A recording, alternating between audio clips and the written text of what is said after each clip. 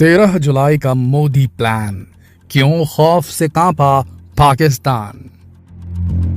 दोस्तों, भारत के वैज्ञानिक फेमस हैं उन चीजों को डिस्कवर करने के और ऐसे ऐसे मिशंस को सक्सेसफुल बनाने के जिनके सक्सेसफुल होने के कोई चांसेस नहीं रहते, क्योंकि अमूमन भारत के वैज्ञानिकों को जो मिलता है वो बेहद कम मिलता है। बेहद कम बजट में बड़ी सफलता प्राप्त करने की जो डिग्री है वो प्राप्त है भारत के वैज्ञानिकों को और भारत की टेक्नोलॉजी इंडस्ट्री को।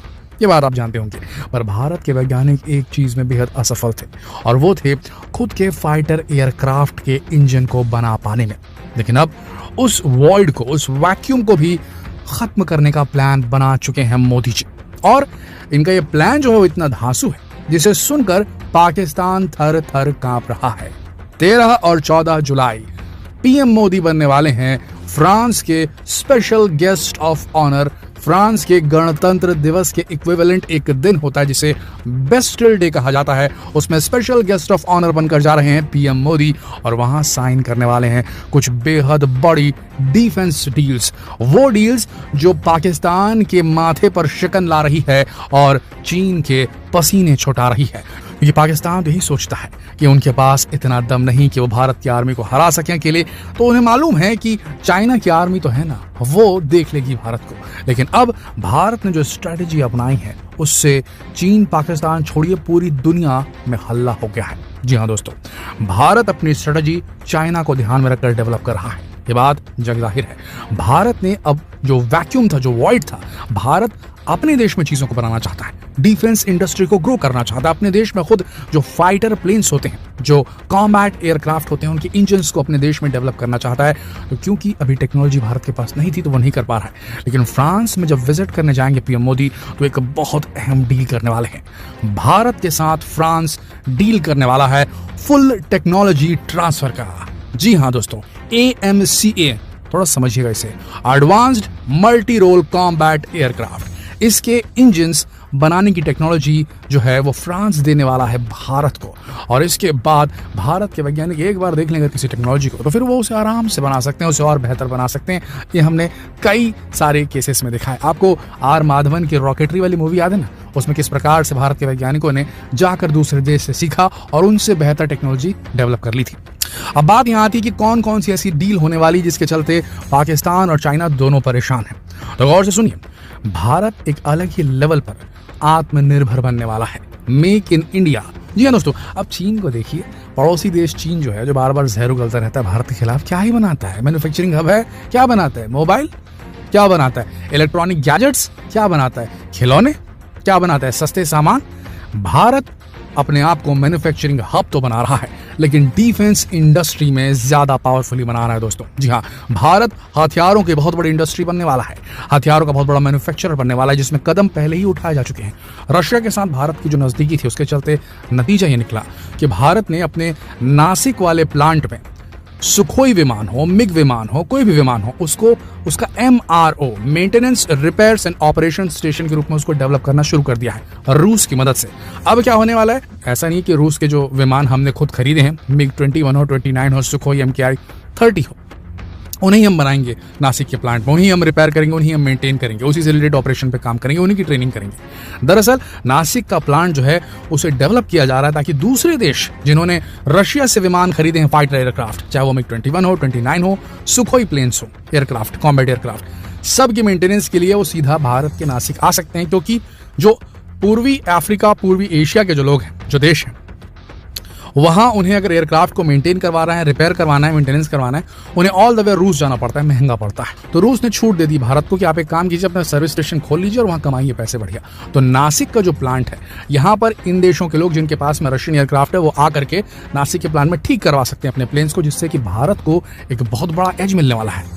MRO एक बहुत बड़ा सेक्टर होता है, मेंटेनेंस, रिपेयर एंड ऑपरेशन का। उसमें अगर एयरक्राफ्ट इंडस्ट्री में भारत उतर रहा है तो बहुत बड़ा पैसा इसमें आने वाला है, इकोनॉमिक डेवलपमेंट होने वाली है। भारत के जो इंजीनियर्स हैं उनका स्किल सेट बढ़ने वाला है। तो भारत कल को और दूसरे जो एयरक्राफ्ट बनाएगा उनके मेंटेनेंस में भारत को बहुत आसानी होगी।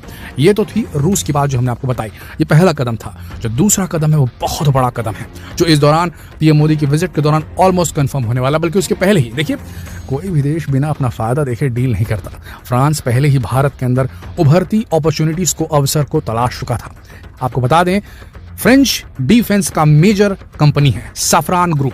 ये जो सफरान ग्रुप है ये सैटेलाइट कम्युनिकेशन, सैटेलाइट इंटरसेप्शन है ना, और इसके अलावा आपका जितने भी एयरक्राफ्ट, मिसाइल, रॉकेट्स, इनकी जो मशीनरी है उनको मैन्युफैक्चर करने का काम करता है सफरान ग्रुप। और ये भारत के केरला में अपनी सबसे बड़ी MRO लगाना चाहता है, वो भी 2024 तक, एयरक्राफ्ट से रिलेटेड।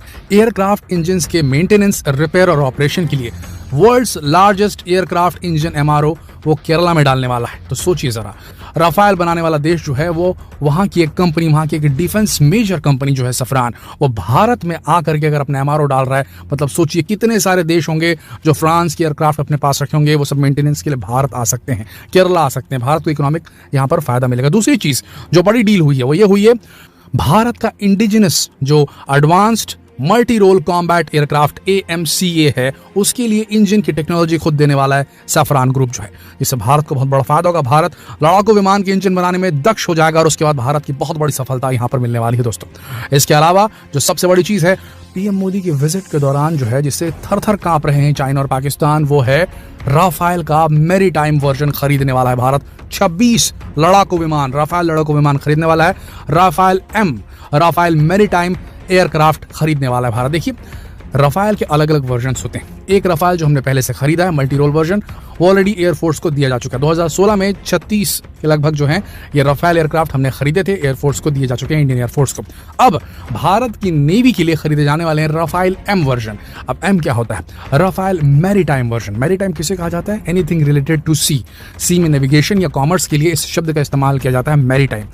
तो ये जो रहता है, ये सी में बोर्ड करने वाले, जो सी में उतर सकने वाले जो अपने फाइटर प्लेन्स होते हैं, उसका वर्जन है राफेल का। राफेल का वो वाला वर्जन जो भारत के एयरक्राफ्ट कैरियर्स उसमें आराम से लैंड कर सकेगा। एयरक्राफ्ट कैरियर वो होते हैं जो समंदर में बड़े बड़े जहाज होते हैं, जैसे भारत का INS विक्रमादित्य, वो बड़े जहाज होते हैं, उसमें एक बाकायदा लैंडिंग स्ट्रिप होती है, मतलब वहां पर पूरा रनवे बना रहता है। और ये फाइटर प्लेन स्पेशली बनाए जाते हैं कि वो छोटे रनवे पे समंदर की जो लहरें होती हैं उसके ऊपर जो जहाज तैर रहा होता है उसके ऊपर उसकी हवाई पट्टी पे आराम से उतर सके, तो उसका अलग वर्जन तैयार होता है। तो इंडियन नेवी ने रिक्वेस्ट की थी कि इंडियन गवर्नमेंट जो है वो उन्हें डायरेक्टली राफेल M दिला दें, ताकि राफेल M अगर आ जाएगा इंडियन नेवी के पास में, तो एक तो हमारी जो INS विक्रमादित्य है वो स्ट्रांग हो जाएगा, हमारी नेवी स्ट्रांग हो जाएगी राफेल का इस्तेमाल करते हुए।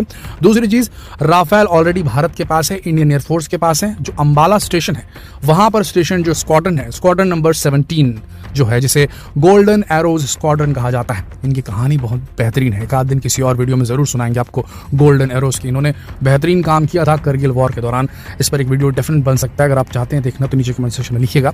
तो जो गोल्डन एरो स्क्वाड्रन है वो ऑलरेडी राफेल को यूज कर चुका है और वहां पर इसकी ट्रेनिंग की फैसिलिटी भी है, मेंटेनेंस की फैसिलिटी भी है। तो इंडियन नेवी जो है 26 अगर खरीदेगी राफेल M, तो उनका मेंटेनेंस और ट्रेनिंग अंबाला के स्टेशन में आसानी से किया जा सकता है। देखिए, राफेल छोटा मोटा एरोप्लेन नहीं है दोस्तों, राफेल छोटा मोटा एयरक्राफ्ट नहीं है, कॉम्बैट एयरक्राफ्ट। इसके अंदर बहुत शक्ति है। इसकी जो सर्विस सीलिंग है वो 50,000 फीट है। सर्विस सीलिंग किसे कहा जाता है? एक प्लेन कितनी हाइट तक उड़ सकता है? तो 50,000 फीट की हाइट तक उड़ सकता है राफेल, उसकी सर्विस सीलिंग है। उसकी मैक्सिमम स्पीड 750 नॉट से बहुत ज्यादा है। एयर टू एयर फायर कर सकता है, एयर टू ग्राउंड फायर कर सकता है। सबसे बड़ी बात, वो एयर टू एयर, मतलब एयर टू एयर फायर कर रहा है, मिसाइल छोड़ रहा है, हवा से हवा में मार सकने वाली, ठीक है। डॉग फाइट के दौरान, डॉग फाइट कहा जाता है जब दो लड़ाकू विमानों के बीच युद्ध होता है, उसे डॉग फाइट कहा जाता है। तो वो एयर टू एयर अपने एयरक्राफ्ट से दुश्मन के एयरक्राफ्ट पे वार कर रहा है, एयर टू एयर फायर कर रहा है, और उसके साथ ही वेरी लो ऑल्टीट्यूड में पेनिट्रेशन फेस में उड़ सकता है। Very low altitude penetration face उसे कहा जाता है जब प्लेन्स जो है एकदम सतह के करीब, जमीन से एकदम करीब, बहुत कम ऊंचाई पर आराम से उड़ सकते हैं। ये कैपेबिलिटीज बहुत कम एयरक्राफ्ट के अंदर होती है दोस्तों, कॉम्बैट एयरक्राफ्ट के अंदर। और ये कैपेबिलिटी राफेल के अंदर है। जब कोई प्लेन नीचे उड़ता है जमीन के पास, सतह से करीब, कम ऑल्टीट्यूड पे, कम ऊंचाई पे, तो वो रडार पे डिटेक्ट नहीं हो पाता दोस्तों। तो ये सबसे बड़ी इसकी खासियत होती है। तो राफेल जो है बैटल रेडी भी है। राफेल जो है ये जो है अफगानिस्तान में इसे टेस्ट किया जा चुका है, बेंगाजी में टेस्ट किया जा चुका है, इराक में सक्सेसफुल ऑपरेशन इसने किया, सीरिया में सक्सेसफुल ऑपरेशन किया है। इसके अगेंस्ट में राफेल के इक्विवेलेंट अगर बोलें, जो हमारा दुश्मन देश है चाइना पड़ोसी, उसके पास इसके अगेंस्ट में क्या है, इसके काउंटर पार्ट में क्या है अगर पूछेंगे तो उसके पास है J-20, जिसे उसने नहीं टेस्ट किया है। देखिए, अफगानिस्तान का टेरेन, उसकी ज्योग्राफी अलग है, बेंगाजी की अलग है, इराक की अलग है, सीरिया की अलग है, अलग अलग ज्योग्राफीज में सक्सेसफुल हो चुका है। एक से एक मिसाइल्स, एक से एक डिफेंस मिसाइल्स, एक से एक एयर टू एयर, एक से एक एयर टू ग्राउंड मिसाइल्स ये लॉन्च कर सकता है राफेल, इसीलिए बहुत शक्तिशाली है। तो दोस्तों, ये जो 13 और 14 तारीख जो है ना, ये भारी पड़ने वाले हैं पाकिस्तान और चीन के ऊपर जब मोदी जी वहां जाएंगे और ये सारी डील्स फाइनल करेंगे। इससे भारत की डिफेंस इंडस्ट्री को जबरदस्त बूस्ट मिलेगा और भारत की आर्मी और नेवी स्ट्रांग होती चली जाएंगी। आशा करते हैं इस वीडियो से आपको कुछ नया जानने को मिला होगा। अगर वीडियो आपको पसंद आए तो कृपया इसे अपने तक सीमित न रखें, जितना हो सके इस वीडियो को शेयर करें फेसबुक पर, व्हाट्सएप पर, यूट्यूब पर। जल्द मिलते हैं आपसे अगली वीडियो में, तब तक के लिए आप सबका इस वीडियो के अंत तक बने रहने के लिए दिल से धन्यवाद।